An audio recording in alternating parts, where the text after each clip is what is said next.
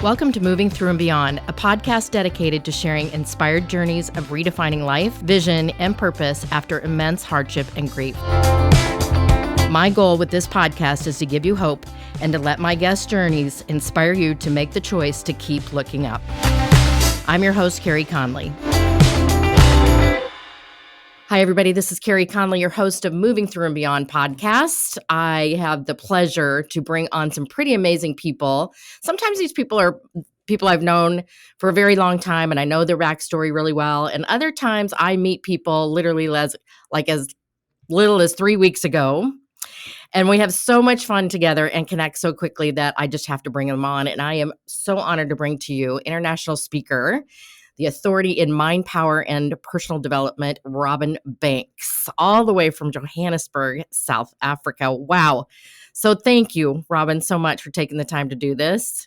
What an absolute pleasure, Carey. There's nowhere else I'd rather be than be here with you right now. Well, thank you. Such a joy.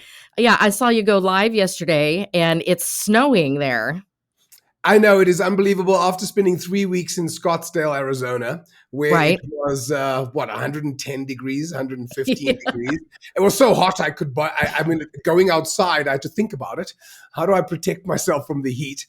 Yeah. And then I was lucky enough, though, Carey, to spend a week in Italia, bellissimo Italia. So I was in Sardinia, which was fabulous.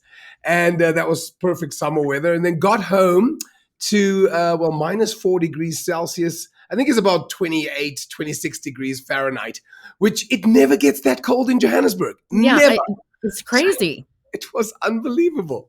So which means when something like that happens, I always think it means that there's serious change afoot, and change is a great opportunity. It's a great awakener. So I'm actually enjoying the cold, to be honest, but it is rather nippy at the moment. Yeah. And you're originally from there, yes? Yeah, I grew up in Johannesburg, and I've lived here. Well, this has always been my base. I've lived in various countries many times. I've lived in the States, which was actually a game changer for me. I'll never forget coming to the States because I was always in trouble at school for Robin continues to disrupt the class. Robin doesn't know how to sit still. Robin's got too much energy. Robin's too loud. And at the age of 18, I got to the States and people were like, man, you're awesome. You're great. You got such amazing energy. And I was like, what? Are they talking about me? And I just learned, because a good friend of mine says, Robin, you actually have great energy. You just need to learn to channel it. And so I lived in the States for a while. I've lived in the UK. I've lived in New Zealand. But I've traveled a lot, etc. But Johannesburg is home. Yeah. Well, I think, I told my team, I said, okay, so this first guy that we're interviewing, because it's early here, I said, he's going to set the tone for the day because of your energy. So fun, so funny, Robin, just truly. Thank you.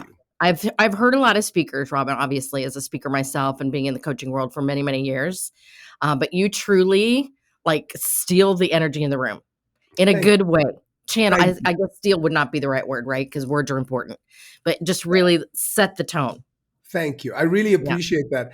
The interesting thing is I always have I think each and every one of us are born with a specific and unique gift. And I really know that to be true. Every single one of us, all 8 billion people have a unique gift and a unique special thing. And some of us, everyone's unique, which we know. But I don't think many of us celebrate and recognize our uniqueness. And I had an experience probably 20 years ago, a very good friend of mine was an astrologer, and he says, let me do your chart for you. And I'm like, I'm not really believing in all that stuff. I do now. But back then I was like, I'm not so sure about this stuff. Yeah. And anyhow, he came back to me and he says to me, oh my gosh, Robin, you're a genius. And I couldn't stop laughing, Carey, because I am so not an intellectual. I barely got through my high school.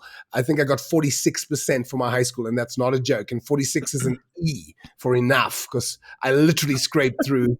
And I've just never considered so when he said I was a genius, I just couldn't stop laughing. I mean, I literally was rolling on the floor going, yeah, right, I'm a genius. So please, you know me. I'm like, I'm not an intellectual. And he says, Robin, there's different kinds of geniuses. I said, oh. He says, what do you mean? He says, well, you've got five planets in the 11th house. I was like, oh, what the hell does that mean? He says, well, it means that you're a genius. I said, I'm not. He says, you're a genius when it comes to working with groups. And I went, Oh, yeah, no, that's true. Because something switches on for me when I'm in front of a group of people that I honestly, Carey, I can't even explain, because I think I was born to do it. And from the very first time I stood on stage to speak, even though I was nervous, I just felt the energy came through. So for Right. me, part of my desire is to help people find what is that moment for you. When does your genius switch on? What is it that you do when time just seems to stand still or fly by, whichever way you want to look at it? But it just feels like when I'm on stage, I can be there for 5 hours and it feels like 5 minutes because I love it. And if you can find that for yourself, what is it you do that you would do even if you weren't paid to do it? Where is it that you really feel alive and awakened? Because when you can find that, that's where you should focus your time and focus your energy. And we all have that. We all have that. Right. You know, you and I have talked a little bit about the work that I do around helping people get their vision out of their head and onto paper, because I, like you, I know everybody has a purpose that is uniquely designed for them to carry out. It's just that most people aren't following it.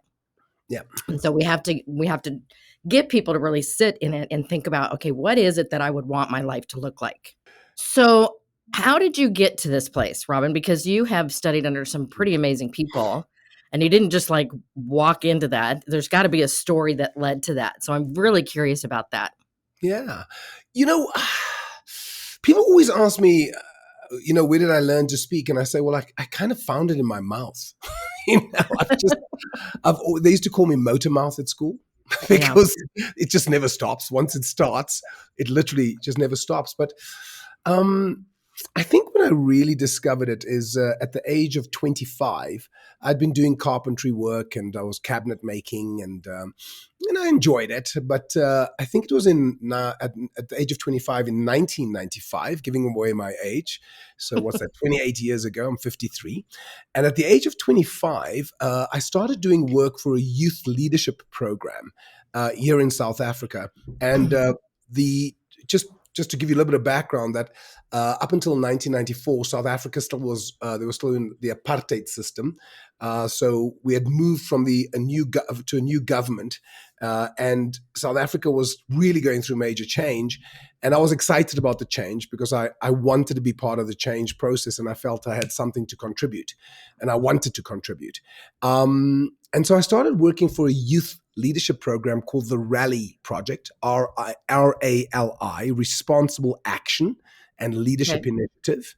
And the focus of the program was to get young people to, first of all, meet each other cross-culturally, because in those days in South Africa, the racial groups were kept separate, white people, black people, Indian people, mixed race.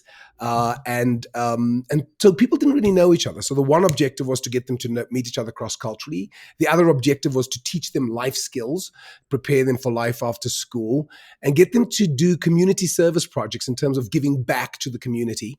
And then the fourth thing was life skills training, or more about preparing them for university, etc., or what you guys would call college. Okay. And from the moment I stood up in front of a group to speak, I literally felt like I put my hand into a glove. And I was like, wow. I mean, I opened my mouth and I wasn't even trying to be funny. And the kids were between 16 and 19, and they all were rolling, laughing. And I was almost like, what the hell is going on here? And I suddenly realized I'd found my calling. Yeah. And that's what it feels like for me most of the time. I mean, the event I did in Scottsdale recently, I keep saying to my team, I swear that wasn't me. I swear I was channeling something because the magic that was happening in the room, I'm not capable of that. That was coming from another dimension, whichever you want to call it, but God, whatever, the universe, because I felt like something was moving through me. So it's not like I haven't had any, a lot of people who are in the speaking field have had a major life trauma, and that kind of was an awakening for them. My big awakening was coming to the States when I was 18 years old, and I had a major awakening. And that's when I realized that I created my first personal mission statement to be a catalyst for other people to recognize their own greatness, because I realized that I had the ability to inspire and to uplift and I naturally want people to feel good. It's just always been the way I am. I just naturally want to bring out the best in people. Right.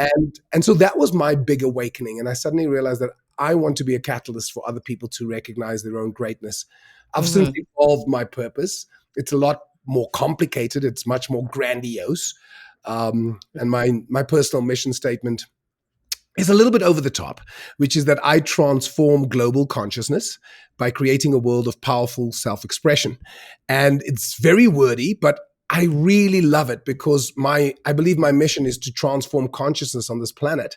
And that's what I want to do. I want to help raise the consciousness on this planet. And we are going through such an amazing awakening on this planet. It's the world. I honestly think what's happening is that we are evolving to a higher state of consciousness. And we are giving birth to a new way of being because the old way of being is obsolete. We cannot continue to behave the way we have as a species and not pay a major price. And that's why we have all the challenges that we just seem to be facing, whether it's the climate or the politics or the environment or relationships are becoming tricky, finances, things are becoming more expensive. And it seems like chaos, and it is chaos in the outer world. But I honestly believe my analogy is we are giving birth to a new way of being, and giving birth is painful. Well, this is what I've been told. You've given birth. I haven't. Giving birth is bloody. Giving birth, I'm sorry if you don't mind me saying so, the actual process is very ugly. It's not the prettiest sight. But ask any woman who's given birth, was it worth the birthing pains? And they'll say, oh, absolutely, I'd do it again. Yeah. So we're giving birth, and we are in the birth canal, and we're going through a time of lots of pressure. But I really believe, in fact, I don't believe, I know it in my heart and soul. On the other side of this is a very beautiful state that we are going to be giving birth to. The only thing I can't say is how long it's going to be. It's certainly not 9 months. Not 9 months. My experience is God doesn't move very fast. We have to kind of slow down. And, I typically like to try and run ahead of God and go, hey, can you just catch up with me over here? But the older I get, I turned 61 a couple of months ago. Oh, congratulations. You don't look 61, if I may say, but I've told you this before. Thank you. I'll say it on air. I appreciate that. Those products. Yes. That I am feeling that, especially because I think there are so many people that have gone through a lot of adversity in the past few years, Robin, in a lot of different ways. And I've interviewed a lot of people here that it's either been a health adversity or a loss like me. They're going through some grief or money. I've had a couple of people come on and talk about how they've lost it all and rebuilt it. Yeah. But I like that you are encouraging people and letting them know that there is something better on the other side, because it's so hard, I think, when people are in the mix of that chaos, that major change, to really hold on to that. It's tough sometimes, right? It is tough. Yeah. So really I know that when you work with people, I think the biggest thing is helping people to understand that a lot of what's happening is our thoughts need to change. And my own personal, where I'm at right now is, 9 years later after losing my husband, I'm just now starting to deal with some of the trauma of that and have become super aware of the words, the stories that are there, and changing that. It's hard work. Yeah. And I think that's the hardest work we do, is changing how we think about what's going on. Yeah. Right. And it really is about perspective, perception, and interpretation. And as human beings, we are meaning making machines. We're always looking for meaning, and we give things meaning. And do you know the story of Good, Bad, Who Knows? Did you share it at the summit? It sounds familiar, but go ahead and repeat it. I'll do a very short version because it is a bit longer, but it's there's a cute little story, and I'll do it in quarter of the time. But there's this farmer who lives in the Middle Ages, and one day his horse runs away. And of course, he needs his horse because he's a poor farmer. He's like a peasant. And anyway, all the neighboring farmers come up and they go, oh, this is such a terrible thing that has happened to you. Your only horse has run away. I mean, and why is this happening to you when you're such a good person? I mean, have you ever heard yourself saying that? Why me? Why me, God? Why me, God? And the farmer says, oh, well, it's not great. So you don't deny what's going on. You don't say, no, it's fabulous, everything's fine, because that's not true. And the farmer goes, yeah, it's not great. It's challenging, but, good, bad, who knows? And they go, how do you mean mean? Good, bad, who knows? This is obviously a bad thing. You had a horse, now you don't. And the farmer goes, well, good, bad, who knows? And they walk away going, this guy's crazy. He doesn't know the difference between what is good and what is bad. One day he'll learn. A week later, his horse returns with 10 wild stallions. He's got 11 horses. And all the neighboring farmers like, my goodness, this is great news. You've got 11 horses. You're going to be the richest farmer in the country. No one's got 11 horses. You're going to be able to buy more land. I mean, God has really smiled upon you. This is awesome. And the farmer says, yeah, it feels great, but good, bad, who knows? How can you say that? You had no horse, now you've got 11. It's obviously a good thing. And the farmer goes, well, good, bad, who knows? And again, they're like, this guy's crazy. He doesn't know the difference between good and bad. A week later, his son is busy breaking in one of the horses. The horse kicks him off, falls on top of him, and he's paralyzed from the waist down. This is such a terrible thing. And why now? Just when everything was going so well, Carey. Now this happens. Have we heard ourselves saying this? Why now? Yeah. And like, this is such a bad thing. Yeah, you've got 11 horses, but what's the point? Your only son is paralyzed. I mean, and the farmer says, this is very challenging. This is very hard for me. But good, bad, who knows? How can you say that? It is clearly a bad thing. Your son was normal. Now he's paralyzed. Well, good, bad, who knows? This guy's crazy. They walk away. He really doesn't know the difference between good and bad. A month later, the country goes to war with a neighboring country. They are outnumbered by 100 men to 1. There is no way they could possibly win, but the king is adamant that every man who is eligible to fight has to go to war. And of course, the farmer's son is not eligible because he's paralyzed. Oh, you're so lucky. Oh, your son doesn't have to go to war and die. I mean, our sons are definitely going to die. I mean, yes, he's paralyzed, but at least he's alive. It's actually a good thing that he was paralyzed. And the farmer says, well, good, bad, who knows? And why I love that story is that as human beings, we are meaning-making machines. We're the ones who judge whether the circumstances are good or bad. The situation is what it is. And even in the Bible, Carey, it says, do not eat of the tree of the knowledge of good and evil. And yet what do we do all day long? That's good, that's bad. This is right, this is wrong. Right. And I think harmony can come when you just realize that life will continue to do whatever it does. You're going to have good days, you're going to have bad days. People often say to me, geez, Robin, you're probably always positive. No, nobody's always positive. I have bad days. I had one in March last year. It was terrible. But I'm kidding. It was May. But what I'm getting at is you don't want to make a campsite. So what I mean by we are meaning-making machines is that it's never about what's happening. It's about the meaning and the story you make up that either empowers you or disempowers you. And the worst thing that ever happens could be the best thing that could ever happen to you, not because of the situation, but because of the meaning and the story you give it. So I really think for me, Eckhart Tolle is one of my, I don't know if you know any of his work, but Eckhart Tolle, I'm very fond of him. I think he's a brilliant teacher. And in his book, The Power of Now, he says something which I'm just saying because I don't want to take away from that when you're going through a tough time that, just be positive. That's not what I'm saying. Right.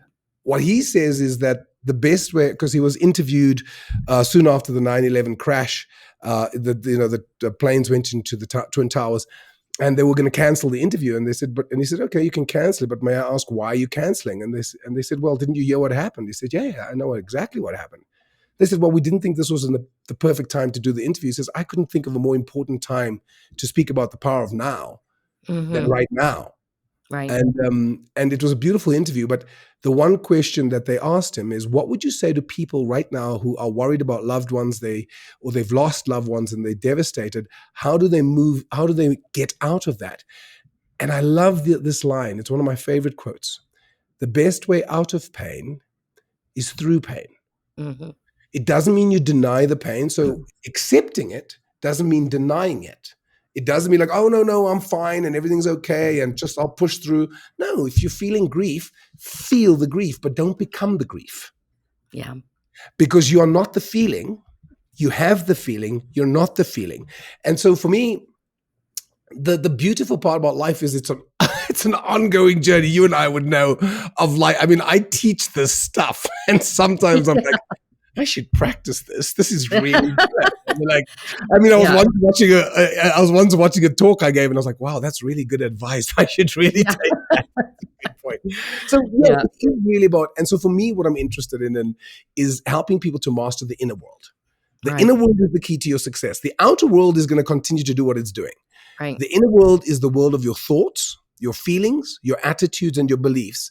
And honestly, when you really take control of those things, if you can really consciously be aware of what you are thinking about and the energy and the frequency that you're sending out by the thoughts you think, the feelings that you allow to dwell in your mind and in your being, because your feelings create your experience, your thoughts create your experience, your attitude creates your experience, Right. and your beliefs create them. So my main focus is to help people to really become aware of their thoughts, their feelings, their attitudes and beliefs. And by consciously being aware of that and choosing your thoughts, choosing your attitude, and believe it or not, because people say you can't choose your feelings. Yes, you can. You can literally choose your feeling from the moment you wake up in the morning. You can choose it's going to be an awesome and outstanding day today. And someone once said to me, you don't know that. What if something bad happens? What if you have an accident? I said, well, then I'm going to have an awesome and outstanding accident. Amazing. Because it's not the accident. It's not what's happening. That's not the good, bad, who knows. It's who's responding and dealing with it. So that's really my passion. Yeah. I'm so glad that you're talking so much about this, choosing your thoughts and your emotions, Robin, because I've had to work on this a lot. And it is a choice. And some days is harder than others. Yeah. But, one of the things that I have to do first thing in the morning before I do anything is I have to read I read devotions and inspiration. I read affirmations. I know that you are really big in teaching people mantras, and I want you to talk about that. I love mantras. And, it's a choice. But the first thing is you have to first become aware of what is it that your thoughts are. And I went through this work really in depth about 1.5 years ago with another coach and had no idea, wow, these thoughts that I have, they've either come from my upbringing that have been there forever, or they got placed there because of, my circumstances over the past 9 years and, losing my husband and my son. And I've had to really work on that. And I think that's the hardest work we do as human beings. But thank God we have people like you that teach us about the awareness and changing your attitude and your actions. So talk about the mantras, because I have a friend that went to your weekend retreat. I wish so much I would have come back for that. Yeah. I have to tell you. I'd love to have had your energy in the room. It was a phenomenal weekend. Probably the best one I heard that. It was phenomenal. One of my very good friends, Melanie, was there. Mel. I know Mel well. Yes. And she and I got together and she said, I loved every minute of it. And my mantra, what's happened since she wrote her mantra has been unbelievable. I want you to talk a little bit about that, because I think it's a great tool for us to leave with people. Yeah. You said so much then. You have to watch me, because you asked me a question. I can talk for 5 hours. But I'm watching the time. Yeah. One of the things I just want to touch on is you said something so important that you were, in the work you were doing with someone, the first thing you have to become aware of is the way you think. The most important thing you will ever study is your own mind. Right. And I'm going to say this again. The most important thing you will ever study is you. Study how you think. Study how you react. Study how you respond to situations. So one of the things we teach people to do is to literally study your own mind, because what you will realize is that there's a lot of negative beliefs in there that you're not even aware that you have. As you just said, from your upbringing, the situations you found yourself in, etc. So we've got faulty programming. All of us have faulty programming. Right. And a lot of people have been practicing the stuff I teach. What I'm teaching is not new. Everybody knows what to do. Not everybody does what they know. Not everybody does what they know. Not everybody does what they know, because knowing what to do and doing what you know are two different things. But here's the thing. If you sow a seed into a garden that's full of weeds, the chances that it's going to grow are very slim, because it's going to be choked by the weeds. So the first thing we need to do is take out the weeds, which are those faulty belief systems. You have to, and if you're going to upgrade your computer, the first thing your computer does is, when you press upgrade, is it uninstalls the old program. Right. Now it installs a new program. So the same is true with the mind. You have to find what programming is faulty. Like if you believe that all men are bastards, and excuse me if that word offends anybody, but if you believe all men are bastards, that's the frequency you put out, you will only attract bad men into your life because that's the belief you have. So the thing is, Right. to change the belief, you have to take out the program, become aware. Oh my gosh, I've got this faulty belief system. Or if you believe you'll never have enough money, or you'll never lose the weight, or there's just not enough business out there. So you first study what your current belief system is, and then there's techniques that we can use to uninstall or weed it out. It's actually called weeding negatives. You literally catch yourself thinking negatives, and you weed them out. And then there's a number of different techniques that you can do to install a new program. The tricky thing about installing a new program with the mind is to do it once is pointless. The key to do it is repetition, repetition, repetition. So yes, it is affirmations, it is mantras, but it's not just affirmations. It's not just mantras. The most important thing is the feeling with which you say it. Because science has proven, quantum physics tells us, that literally everything in the universe is made up of energy and vibration. And the reason you and I can speak, and you're in the States and I'm in South Africa, is that literally as I'm speaking to you, my voice is converted into a digital code called a binary code. It goes into my microphone, travels through the airwaves. And because you and I are tuned into the same frequency, we are able to have this conversation. So everything has a frequency and everything has an energy signature, including you. You literally have a frequency that you're putting out. So when you're in love, everything is wonderful. You come outside and someone's, oh no, it's raining. And you're like, oh, I love the rain. It's so romantic. Someone's crashed into your car. It's fine. It's just material stuff. Love is there. When you're having a bad day, everything seems to go wrong. And people always think, but this has got nothing to do with me. When it's the exact opposite. It's got everything to do with you. Nothing happens by chance. You have a frequency. So what we have to do is literally learn to tune our frequency. As Albert Einstein says, everything is energy. That's all there is. If you want to manifest something in your life, all you have to do is match the frequency of what it is that you want, and you cannot help but get it. And this is not philosophy. This is physics. This is science. So how do we tune into the frequency? Become clear about what it is you want. Create an affirmation or a mantra. So I'll share with you my mantra. I'm aware of our time. And so I knew that I have a vision for what I want 2023 to be like for me. So you become clear about what it is that you want, and ideally write an affirmation, or even better, a mantra. What is a mantra?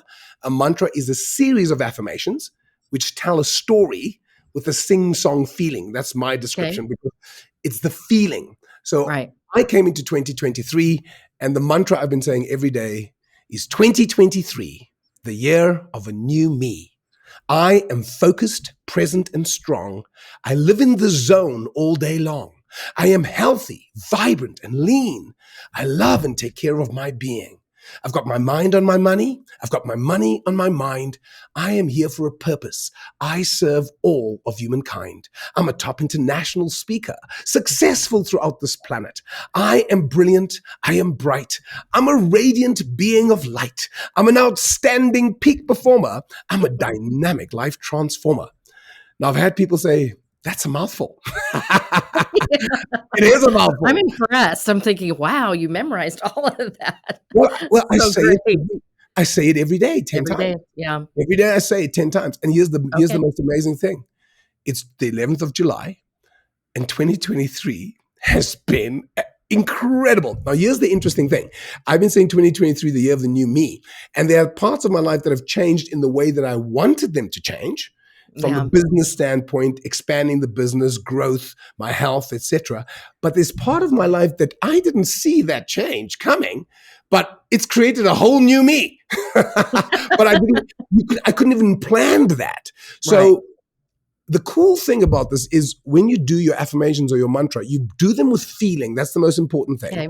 And by the way, in a way that's authentic for you. My energy is a little bit big and over the top. So my energy is louder than most. So whatever is right for you, find your frequency, but most importantly, find the words to match whatever it is you want to manifest. So yeah, I'm aware of our time, but for me, I'm big on affirmations. I could talk to you about this all day long. And now I'm super inspired to write mine in a sing-song authentic.